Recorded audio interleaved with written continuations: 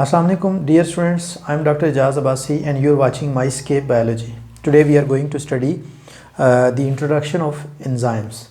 आज के इस लेक्चर में हम क्लास 9th की बायोलॉजी के एंजाइम्स के चैप्टर का स्टार्ट करेंगे और आज का ये हमारा जो फर्स्ट लेक्चर होगा एंजाइम्स के बारे में। इसमें हम एंजाइम्स के बारे में इंट्रोडक्शन जो है वो स्टडी करेंगे कि एंजाइम्स क्या होते हैं। एंजाइम बेसिकली जो है वो जर्मन लैंग्वेज का वर्ड है और ये एक जो है वो साइंटिस्ट था विनहम कॉन, उसने जो है वो इस्तेमाल किया था। यीस्ट के अंदर जो चेंजेस होती हैं उनके लिए उसने जो वो इस्तेमाल किया था। सो एंजाइम्स जो हैं इनको हम डिफ़ाइन कैसे कर सकते हैं। Enzymes are biological catalyst which speed up the rate of biochemical reactions millions of times faster than their ordinary rates. Enzymes basically जो है ये बायोलॉजिकल कैटलिस्ट होते हैं। बायोलॉजिकल कैटलिस्ट बायोलॉजिकल वर्ड हम इसलिए इस्तेमाल करते हैं क्योंकि ये लिविंग ऑर्गेनिजम्स की बॉडी के अंदर मौजूद होते हैं और कैटलिस्ट की टर्म जो है ये बेसिकली इस्तेमाल होती है जब कोई सब्सटेंस किसी केमिकल रिएक्शन को स्पीड अप करता है, तेज़ करता है। इवन केमिस्ट्री में भी आप लोग जो है वो कैटलिस्ट स्टडी करेंगे। बहुत सारी जो है वो ऐसी मेटल्स हैं जो किसी केमिकल रिएक्शन को स्पीड अप कर देती हैं। तो ये जो केमिकल रिएक्शन को स्पीड अप करने का जो प्रोसेस है इसको हम जो है वो कैटालिसिस कहते हैं और जो सब्सटेंस ये काम करता है उसको हम कैटलिस्ट कहते हैं। सो ये बेसिकली बायोलॉजिकल कैटलिस्ट हैं जो लिविंग ऑर्गेनिजम्स की बॉडी के अंदर होने वाले जो केमिकल रिएक्शंस हैं जो सेल्स के अंदर परफॉर्म होते हैं उनको ये जो है वो स्पीड अप कर देते हैं, मिलियंस ऑफ टाइम फास्टर जो है वो उनको परफॉर्म करते हैं। इट मीन्स के जो रिएक्शन रूटीन में अगर फॉर एग्ज़ाम्पल जो है वो एंजाइम्स के बगैर कैरी आउट हो तो मे बी उसको जो है वो ईयर्स लग जाएं कंप्लीट होने में, उसको एंजाइम्स जो है वो विद इन सेकेंड्स और with in fraction of second जो है वो कंप्लीट कर देते हैं। सो आज के इस लेक्चर में हम ये भी बात करेंगे कि ये किस तरह से जो है वो एंजाइम परफॉर्म करते हैं। सो एंजाइम्स जो हैं ये मोस्टली ग्लोब्यूलर प्रोटीन्स होते हैं। अगर इनकी केमिकल नेचर की हम बात करें तो ये जो है वो ग्लोब्यूलर प्रोटीन्स हैं। ज़्यादातर एंजाइम्स बहुत चंद एक एंजाइम्स हैं जो प्रोटीन्स के अलावा हैं, जैसे राइबोजाइम्स हैं, ये बेसिकली आरएनए नेचर के होते हैं। सो ज़्यादातर जो एंजाइम्स हैं वो प्रोटीन हैं। Enzymes catalyse both catabolic and anabolic reactions. किसी भी सेल के अंदर जो केमिकल एक्टिविटीज़ होती हैं, केमिकल रिएक्शंस होते हैं, उनको कलेक्टिवली हम कहते हैं मेटाबॉलिज्म। और मेटाबॉलिज्म जो है उसको हम दो टाइप्स में डिवाइड कर लेते हैं। एक वो रिएक्शंस होते हैं जिनमें कोई नया मॉलिक्यूल सिंथेसाइज हो रहा होता है, लाइक दो छोटे मॉलिक्यूल आपस में एक दूसरे के साथ कंबाइन करके तो एक लार्जर साइज मॉलिक्यूल जो है वो बना रहे हो तो उसको हम कहेंगे एनाबॉलिक रिएक्शन या एनाबॉलिज्म। जबकि अगर कोई लार्ज साइज मॉलिक्यूल ब्रेक हो जाता है छोटे मॉलिक्यूल्स के अंदर या छोटे कंपोनेंट्स में तो उसको हम कहते हैं कैटाबॉलिक रिएक्शन। ये बेसिकली कैटाबॉलिक रिएक्शन जो है वो ये डिग्रेडेटिव रिएक्शंस होते हैं जहाँ चीज़ों की जो ब्रेक डाउन हो रही होती है। सो ये दोनों तरह के रिएक्शंस के अंदर एंजाइम जो वो काम करते हैं। ना सिर्फ ये एनाबॉलिक रिएक्शन जहाँ पे जो है वो चीज़ों की सिंथेसिस हो रही होती है, बल्कि कैटाबॉलिक रिएक्शन जहाँ डिग्रेडेशन हो रही होती है। ये दोनों तरह के रिएक्शंस के अंदर जो है वो इन्वॉल्व होते हैं। कैटाबॉलिक और एनाबॉलिक को कलेक्टिवली हम जो है वो मेटाबॉलिक रिएक्शंस कहते हैं या मेटाबॉलिज्म कहते हैं। सो ये ओवरऑल मेटाबॉलिज्म के अंदर इन्वॉल्व होते हैं। एंजाइम्स जो है ये हर तरह की इन्वायरमेंट में काम करते हैं। इनको हम दो टाइप्स में डिवाइड कर लेते हैं डिपेंडिंग अपॉन कि किस इन्वायरमेंट में वो काम करते हैं। लाइक इंट्रासेलुलर एंजाइम्स वो होते हैं जो सेल के अंदर काम करते हैं, लाइक न्यूक्लियस के अंदर, साइटोप्लाज्म के अंदर, किसी ऑर्गेनेली के अंदर अगर वो जो है वो कैटालिसिस कर रहे हैं, कोई केमिकल रिएक्शन जो है उसको स्पीड अप कर रहे हैं तो वो इंट्रासेलुलर एंजाइम जो है वो कहलाएंगे। जबकि अगर वो सेल से बाहर जो है वो काम कर रहे हैं ओपन इन्वायरमेंट में तो उनको हम जो है वो एक्स्ट्रा सेलुलर एंजाइम्स हम कहेंगे। जैसे कुछ एंजाइम्स जो फूड की डाइजेशन में इन्वॉल्व हैं, जैसे पेप्सिन है प्रोटीन डाइजेस्टिंग एंजाइम, तो ये जो है वो जो गैस्ट्रिक ग्लैंड्स हैं उनके सेल जो है वो रिलीज़ करते हैं और ये स्टमक के अंदर जो कैविटी है उसके अंदर आके फूड को डाइजेस्ट करता है। सो इस तरह से पेप्सिन जो है ये एक एक्स्ट्रा सेलुलर एंजाइम की एग्जांपल है। इसके अलावा जो है वो टाइलिन है एक एंजाइम जो हमारी ओरल कैविटी में माउथ के अंदर फूड को डाइजेस्ट करता है। तो ये जो है वो बेसिकली एक्स्ट्रा सेलुलर एंजाइम्स हैं। एंजाइम जिस सब्सटेंस को कन्वर्ट करते हैं या जिसके ऊपर एक्ट करते हैं उसको हम कहते हैं substrate. So the enzymes convert a substrate into product. Substrate हम कहते हैं the substance upon which an enzyme acts is called substrate. So ज़्यादातर जो एंजाइम्स हैं वो किसी ख़ास सबस्ट्रेट के ऊपर ही जो है वो एक्ट करते हैं। जैसे फॉर एग्ज़ाम्पल जो है वो सुक्रोज़ एक जो है वो सब्सटेंस है, एक कार्बोहाइड्रेट है, तो उसको जो कन्वर्ट करने वाला, उसको जो ब्रेक करने वाला एंजाइम है उसको हम कहते हैं सुक्रेज़। तो इस तरह से जो है वो अक्सर जो एंजाइम को नाम भी दिए जाते हैं तो वो उनके सबस्ट्रेट की बेस के ऊपर ही दिए जाते हैं। सो ये सबस्ट्रेट को प्रोडक्ट में कन्वर्ट करते हैं, जो नई चीज़ बनती है उसको हम कहते हैं प्रोडक्ट। और एंजाइम्स जब किसी रिएक्शन को कैटालाइज करते हैं तो जो प्रोडक्ट बनती है वो सेम वही प्रोडक्ट होती है जो अगर रिएक्शन बगैर एंजाइम के जो है वो परफॉर्म हो तो तब बनती है। इसका मतलब ये हुआ कि जो एंड प्रोडक्ट है उसकी नेचर के ऊपर जो है वो एंजाइम का कोई इफ़ेक्ट नहीं होता, यानी कि अगर कोई रिएक्शन बगैर एंजाइम के होता है तो तब भी वही प्रोडक्ट बनेगी, और अगर एंजाइम की मदद से होता है तो फिर भी वही प्रोडक्ट बनेगी। सिर्फ और सिर्फ जो है वो रिएक्शन की स्पीड तेज़ हो जाएगी, प्रोडक्ट जल्दी बन जाएगी, इसके अलावा प्रोडक्ट के ऊपर और कोई फ़र्क जो है वो नहीं पड़ेगा। एंजाइम्स करते क्या हैं और किस तरह से ये केमिकल रिएक्शन की स्पीड को तेज़ करते हैं? Enzymes lower down the activation energy of A reaction. Enzyme जो है वो किसी केमिकल रिएक्शन को स्पीड अप करने के लिए उसकी जो एक्टिवेशन एनर्जी है उसको जो है वो लो डाउन कर देते हैं, उसको मिनिमाइज़ कर देते हैं, उसको कम कर देते हैं। सो थोड़ी एनर्जी में जो है वो और बहुत थोड़े टाइम में वो रिएक्शन जो है वो परफॉर्म हो जाता है, कंप्लीट हो जाता है। एक्टिवेशन एनर्जी होती क्या है?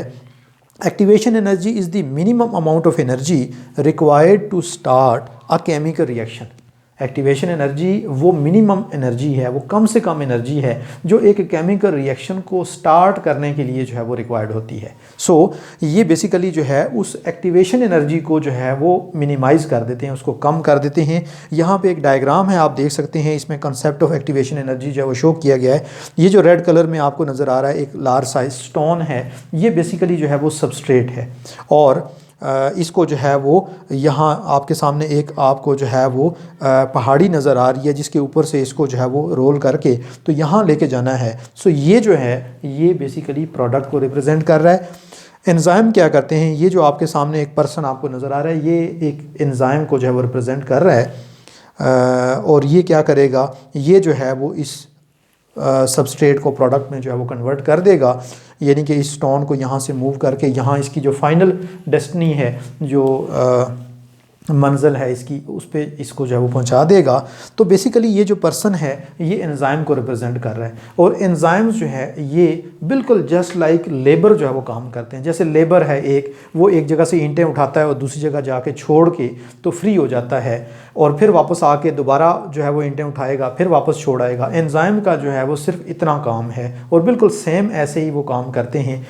जो प्रोडक्ट बनती है उसके ऊपर उनका कोई असर नहीं होता, वो जस्ट एक किस्म के लेबर्स हैं जो कि सबस्ट्रेट को प्रोडक्ट में जो है वो कन्वर्ट करते हैं। एक सबस्ट्रेट को पिक करके प्रोडक्ट में कन्वर्ट करते हैं, फिर फ्री हो जाते हैं, फिर वापस आके सबस्ट्रेट को जो है वो पिक करते हैं, फिर प्रोडक्ट में कन्वर्ट करते हैं। सो इस तरह से एक एंजाइम बार बार रीयूज़ होता रहता है रिएक्शन के अंदर। इसलिए थोड़ी सी अमाउंट भी अगर एंजाइम की हो तो वो एक केमिकल रिएक्शन को, एक बड़े केमिकल रिएक्शन को जो है वो कंप्लीट करने के लिए काफ़ी होती है। सो हमने बात की थी कि जो एक्टिवेशन एनर्जी है उसको ये लो डाउन करते हैं। एक्टिवेशन एनर्जी को कैसे लो डाउन किया जा सकता है?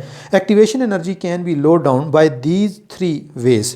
ये जो है वो इन 3 तरीक़ों से एक्टिवेशन एनर्जी को कम कर लेते हैं। एंजाइम सबसे पहले जो वो क्या करते हैं? दे change the shape of substrate. Changing the shape of substrate, activation energy है वो कम हो जाती है। किसी सबस्ट्रेट की शेप को चेंज करके तो उससे जो है वो उसकी एक्टिवेशन एनर्जी को कम किया जा सकता है। जैसे मैं आपको एक मिसाल देता हूँ, एक जो है वो डबल बेड का मैट्रेस अगर हो और आपको कहा जाए कि आप इसको यहाँ से उठा के दूसरी जगह ले जाएं, और अगर आप उसको एज सच उठा लेते हैं तो वो कभी इधर से लटकेगा, कभी इधर से लटकेगा, और जो है वो आप दूसरी जगह तक उसको ले जाते हुए आप थक जाएंगे, और हो सकता है आपको रास्ते में कोई रेस्ट भी करनी पड़ जाए। आप कहें कि हालांकि उसका कोई इतना वज़न तो नहीं होता, लेकिन उसकी शेप ऐसे होती है, वो जो है वो ज़्यादा फैला हुआ होता है, इसलिए उसको कैरी करना ज़रा मुश्किल हो जाता है। तो अगर आप यूँ करें कि आप उसको ऐसे रोल कर लें, और रोल करके उसको ऊपर से किसी चीज़ से टाई अप कर लें, और उसके बाद बड़े आराम से आप उसे बगल में जो है वो दबा के आप जो है वो एक जगह से दूसरी जगह ले जाएंगे, आप थकेंगे भी नहीं, और वही काम जो है वो बड़े आराम से परफॉर्म हो जाएगा। तो सेम ऐसे ही एंजाइम किसी सबस्ट्रेट की जो शेप है उसे चेंज करते हैं, और उससे जो उसकी कन्वर्जन होती है प्रोडक्ट में वो बड़ी आसान हो जाती है। तो हम कहते हैं कि एक्टिवेशन एनर्जी जो है वो कम हो गई है। Secondly, by changing orientation of substrate. Substrate की ओरिएंटेशन चेंज करने से भी एक्टिवेशन एनर्जी जो है वो एंजाइम कम कर लेते हैं। मैं आपको इसकी यूं जो है वो एक एग्जांपल दूंगा कि जैसे आपके सामने एक कुर्सी पड़ी हो और आपको कहा जाए कि आप इसको उठाएं, तो आप उसको जो है वो बैक साइड से अगर आप उसको पकड़ के तो उठा के दूसरी जगह ले जाने की कोशिश करेंगे तो आप जो है वो आपको ज़्यादा ज़ोर लगाना पड़ेगा और चेयर जो बैलेंस भी नहीं होगी और दूसरी जगह तक ले जाते हुए आप थक भी जाएंगे।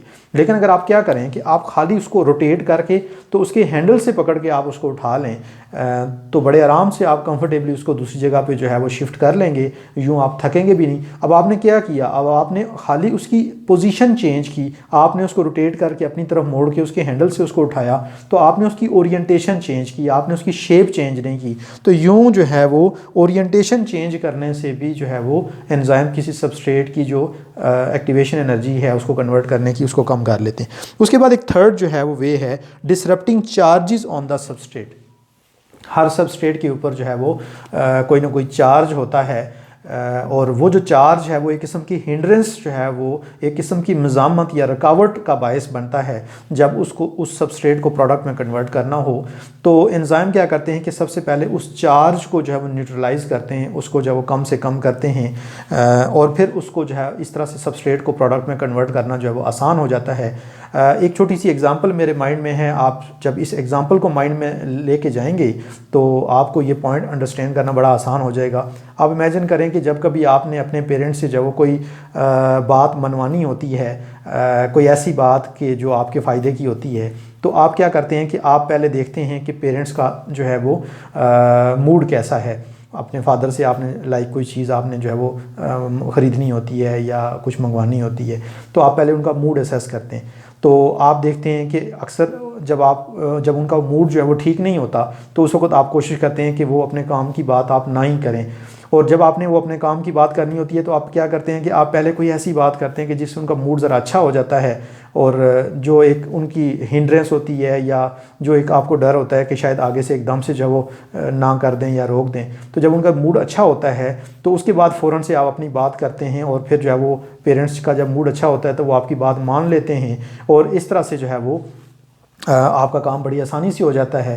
तो आपने क्या किया, आपने जो है वो उनका वो जो एक नेगेटिव जो इफ़ेक्ट था या वो एक जो हिंड्रेंस थी उनके एटीट्यूड की, वो आपने पहले मिनिमाइज़ की, कम की, और फिर आपने उनसे जो है वो अपने काम की बात की और फ़ौरन से आपने मनवा ली।